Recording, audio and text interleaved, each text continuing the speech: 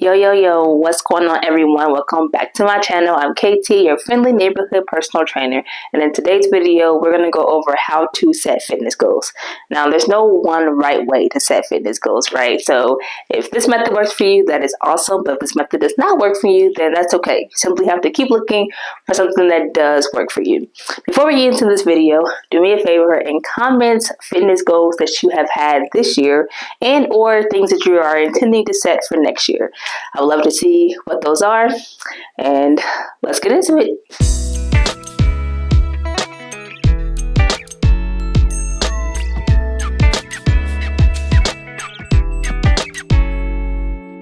First up is going to be discovering your why. We have to know why we want something, right? We often set goals with no understanding of why that's important to us or why we want to achieve that. And while you absolutely can set a goal without knowing why you want it, that can be difficult when times get hard. So when you're in those challenging moments, those moments where you feel defeated, those moments where you feel like you don't want to keep going, you need to tap into the why you set around this goal, because that's going to give you that momentum, that inspiration, that oomph to be like, you know what, yes, this was why this was important to me. So despite that I'm having a bad day, I'm not going to give up on the whole thing entirely because I know why I wanted this. So let's say you have a goal that's just like, I want to lose 15 pounds of body fat. Okay, sure, but like, let's dig deeper. So maybe you're like, okay, well, I want to lose 15 pounds of body fat because I want to look good. Okay, well, look harder. Look harder. Really dig deep into why you want these things. Maybe you come up with, I want to lose 15 pounds of body fat because I want to feel good in my skin. I want to prove to myself that I can do things I set my mind to. I want to be here for my children. I want to live a healthy life. You know, dig into some deep reason that you can emotionally connect to drive you on why you want this thing. So discovering your why is going to be the first important thing with setting a fitness goal. Because I think times are going to get hard. You're going to want to quit. You might want to give up. And you need to tap into that why of why you want to do it. So that's number one. Number two, accept yourself where you are.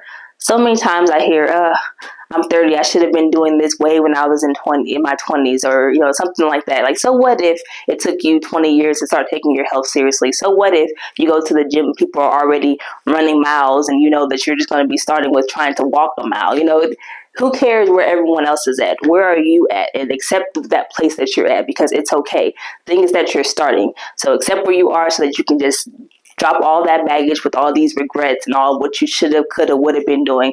This is what you're doing now, and just start there and move forward. Because once you accept yourself where you are, you can accept who you are becoming, which brings me to my third tip, is that right there. Accept who you are becoming. So think about who you are and begin walking in the shoes of who that person is. So what if yesterday you were a sedentary person that ate fast food all the time? This is today. Today you are now an active person who cooks meals at home, who eats a well-balanced meal, whatever the case may be. That is who you are now. So go ahead and accept that and think about who that person is. And don't allow people who knew you yesterday to try to keep you in that bubble. Like, oh, well, we used to always go out to eat for lunch. Well, that was then. This is me now, and me now is bringing my lunch from home because this is the person that I am now. So accept who you are becoming and let go of past self. Even if past self you was yesterday, even if past self you was a minute ago. If 1 minute ago you said, I am now going to be an active person, then that minute starts right now. Don't let anyone tell you like, well, you just started this. That's not who you are now. You get to choose who you are. So the minute you decide, just go ahead and step into that life. Become that person. Think about the habits that a person like that would be doing and implement them. So that's number 3. Moving on into number 4, set specific goals. Saying I want to be healthier, sure, that's great, that's a start. But how do you want to become healthier? What are you going to be doing to be healthier? You wouldn't go to an artist and say, hey, I want a piece of art in my home that brings me happiness. The artist is going to be like, okay, is that a painting? Is that a tapestry? Is that going to be a sculpture? Is that going to be some kind of mold? Is that going to be a clay? You know, like, I need details. So just like they need details in order to produce the vision they think you want, you also need to have details to your goals so that you can have that clear vision. Okay, so be specific in your goals. What exactly do you want? Because once you have that big picture, you can then scale it back to smaller goals, which brings me to tip number 5. Develop new habits, because that is what's going to give you the momentum to that end goal. Imagine you had a goal that says, I want to lose 50 pounds. It could take a year to lose 50 pounds, so imagine if you're going through this process and then you're waiting until you hit that end goal before you're happy. That could make the journey terrible. But having small goals in between that is going to help you with that overall goal is going to be better for you. So with the same example of, I want to lose 50 pounds, okay, what habits do I need to develop to lose 50 pounds? I need to move my body more. I need to eat a well-balanced meal. I need to control. I need to control my stress levels. I need to sleep better. So make goals around that. I will work out twice a week. I will get at least 7 hours of sleep a night. I will meditate or do yoga or do some kind of stress relieving thing. I will commit to eating at least 3 servings of fruits and or vegetables a day. So now you have these small habits that are going to get you to that end goal. So then it's going to give you the momentum. Once you look at the calendar, you're like, hey, I've worked out twice a week, every week for the past 8 weeks, so now you can be like, I can do this. I'm still going. Versus you're looking at the scale, you're like, yeah, I'm losing weight, but I still haven't lost 50 pounds yet. So you're not feeling the energy, the momentum, it's like a snowball effect. You're like once you start killing small goals, you want to keep doing it. It's going to roll into a bigger ball. Versus if you're waiting until the ball is all the way finished, you're kind of missing that process. So scaling, once you have that big goal, scale it back to smaller goals that you can have little milestones to kind of just give you something to celebrate in the meantime. And then once you have planned out these habits, the next tip I have for you is put it into action. A plan is just a plan. I can write you an entire plan, but that means nothing if there is no action taken on this plan. So you have to do these things. How will you hold yourself accountable? If you want to commit to eating out less and cooking more meals at home, then delete DoorDash off your phone. If you know that you are not a morning person, then commit to working out later in the evenings. If you know that you are a social person and you're not going to go to the gym unless you have an instructor or a class or somebody to be there with you, then sign up for group fitness. Sign up for some kind of online community that you know is going to help you. So help yourself, know who you are, where you are, and find ways that you can hold yourself accountable to those habits that you set to get to your end goal. So I believe that's tip number 6. Yes, put it into action. Take action. Because I thought about a point. Because once you have these habits, then you no longer have to trick yourself, so it won't matter if you have a group class that you can go to, because once you become a person that works out, it's not going to matter because you have developed that habit. So now to you, it's going to feel weird if I don't go to the gym. So then you might not need that community support. You can just go. Same with not being a morning person. Maybe once you get into a routine of working out in the night, maybe you're like, well, I'm starting to get to bed earlier now. I find that I might be able to be a person that can wake up. So once you develop these habits, you'll no longer have to work around who you were, because now this is who you are. Okay, let's move on. Tip number 7, stick with it for a minimum of 3 months. So many times I can see people who they'll stick with something for a week or 2 weeks and then they give up because whatever they thought they were going to see after that time period, they didn't see. But that's a short amount of time to see a big progress. It takes time to develop new habits. It takes time for you and your body to adapt to these new things. So once you set the goal, once you set these new habits, give yourself a minimum of 3 months of being consistent with it to see how it plans out.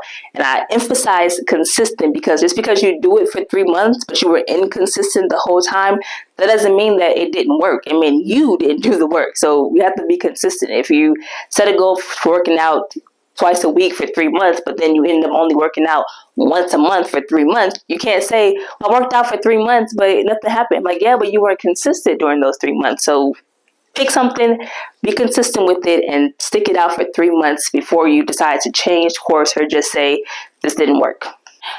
Number 8, and this is a big one. It almost should have been number 1, but it is avoid comparing yourself to others.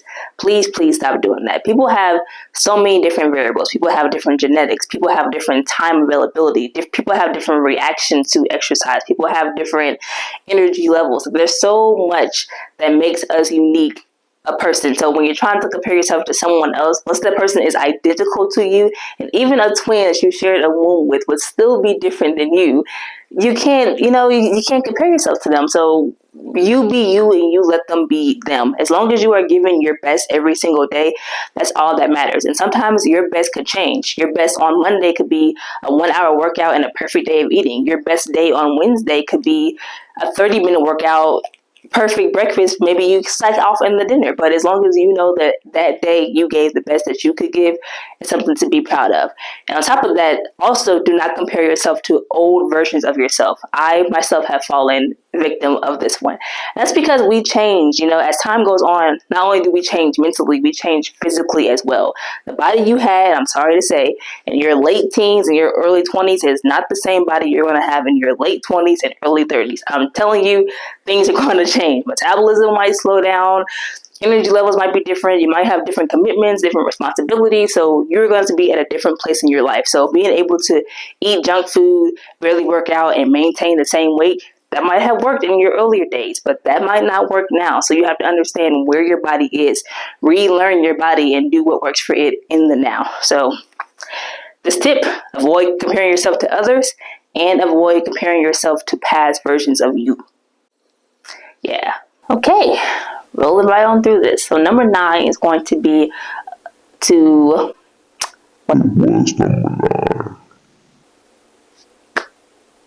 Number 9 is going to be to let go of that all or nothing mentality.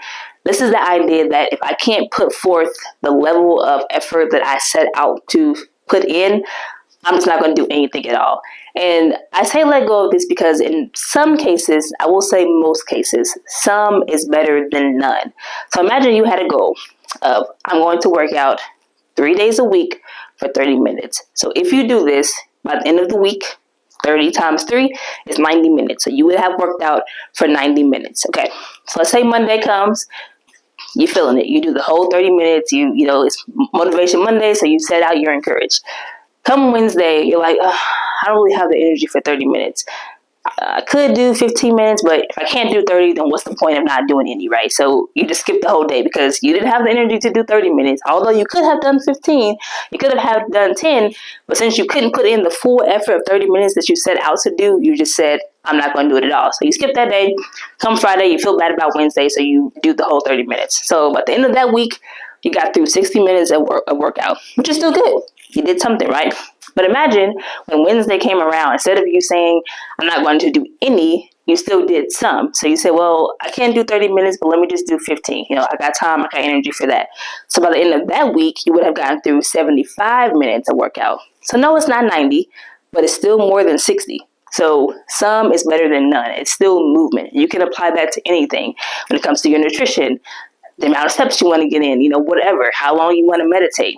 If you can't hit the target number that you set, just do what you can because some is going to be better than none in most cases. And you can avoid this altogether by just not setting the time frame. You could just say, I'm going to move my body today. I'm going to work out today. That liberates yourself from having this, I have to get this exact amount or it's not going to mean anything. And it puts a little less stress on that and allows you to just move and do something without having that pressure of, I have to do a certain amount in order for it to matter. So 2 ways to go about that. But basically, the tip here is just to let go of the all or nothing mentality. Just do something because something is going to be something. And the last tip I have for you today, good old number 10, is going to be enjoy it. Find activities you enjoy. Find foods that you enjoy. Learn to enjoy the process. Have you ever heard how some people will say they enjoy the chase more than they enjoy the item itself? That's because we as humans, we do enjoy that. We enjoy the journey. You spend all this time, let's say you're saving up for something. So every month you're putting in money to save up for this item or this event or this trip or whatever. And then once you do that thing or you buy the thing, that high, that's it. It's a one day or one moment of getting the high of all your work, and then you just drop back down to zero. Now all of a sudden you feel sad or depressed or whatever because this whole thing you've been working for, once you got it, it's like, now what? We as human beings, we enjoy action. We enjoy having something to work towards. So once you can think about your journey and learn to enjoy the journey, enjoy the process. That's going to be better for you than that end goal. And once you reach that end goal, set a new goal. It's okay to be goal oriented. That's how we as human beings can be. Just having something to work towards, something to do on your day-to-day basis is going to be good for your mental health, because you're going to have something to do, something you're working towards. And that way, even once you get there, you're not feeling that immediate drop of dopamine, because now it's like, now what? Now what do I do? Like, I got the thing, it lasted 2 minutes, and now I have nothing. But when you can have a process and having a journey that you enjoy doing every single day, you're going to keep doing it. So learn to enjoy what you're doing. Don't do things that are going to, you got to force yourself to do, that you feel like, I can't wait for this is over, I hate doing this, because you're not going to want to keep going. But when you can enjoy it, you're going to want to keep doing it. And once you reach the goal, you're going to keep working out or keep eating well, because you're like, well, I like this. I'm not just doing this because I want to lose weight or because I want whatever end goal you said. I'm doing this because I like it. And that is what's going to be important. Well, that's all I got for you today. I really, truly do hope that you enjoyed this video. Do me a favor, in the comments from numbers 1 to 10, drop which number you felt was the best tip of this video. I would love to see that. Once again, thank you for being here. Thank you for watching this video. If you found it helpful, please share with a friend. Give me a nice little thumbs up as well. I always appreciate that. And I'll see you in the next video. Don't forget to crush it.